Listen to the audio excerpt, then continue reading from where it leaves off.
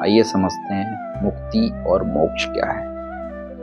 मुक्ति मतलब जब कोई चीज बंधन में है, कोई चीज बंधी हुई है, उस चीज से छुटकारा मिलना, तो वो मुक्ति कहलाती है ना। जैसे कोई जंजीर में बंधा हुआ, जंजीर खोल दी तो मुक्त हो गया। कोई अपराधी जेल में सजा काट रहा है, सजा खत्म हुई, बाहर आया तो उसको सजा से मुक्ति मिल गई। या जो कोई जिम्मेदारियां हैं उसके सर पे जिम्मेदारियां निभा रहा है, वो जिम्मेदारियां पूरी हो गई तो उसको मुक्ति मिल गई। लोग कहते हैं कि मरने के बाद आत्मा को मुक्ति नहीं मिलती है, मुक्त कराना पड़ता है। एक तरफ वही लोग कहते हैं कि आत्मा जो है वो अजर अमर अविनाशी है, उसको कोई फर्क नहीं पड़ता है ना मरती है ना जिंदा होती है। तो दो बातें कैसे हो सकती हैं? जो लोग ये कहते हैं कि मुक्त कराना है, वहीं दूसरी तरफ कह रहे हैं बंधी हुई है आत्मा, है ना।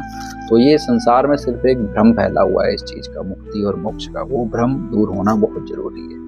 यहाँ तक कि हमारा शरीर भी किसी बंधन में नहीं है। शरीर कैसे बनता है? जो भोजन ग्रहण करते हैं, भोजन से रक्त, रक्त से वीर, वीर से शुक्राणु, फिर जब संबंध बनता है तो उसके बाद शरीर पैदा होता है।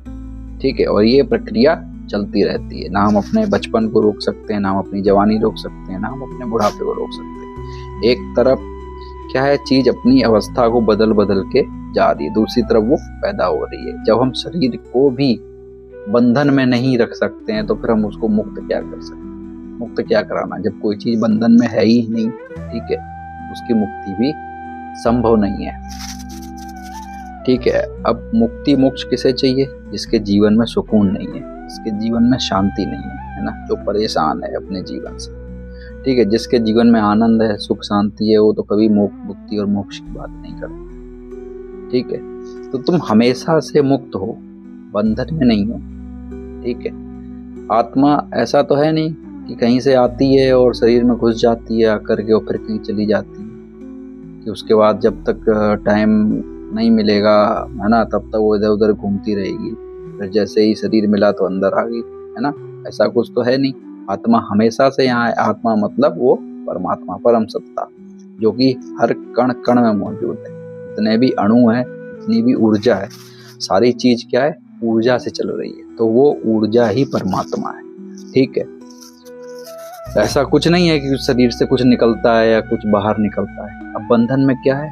बंधन में है हमारी इच्छाएं, अपेक्षाएं, लोभ।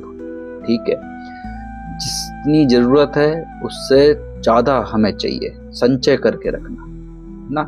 सिंपल सी बात है, जहां बदबू आ रही है वहां या तो खुद मत रहो, या जिससे बदबू आ रही है उसको हटा दो। इस बात को समझ लेना ही मोक्ष कहलाता है। बस ज्ञान हो गया, मोक्ष हो गया।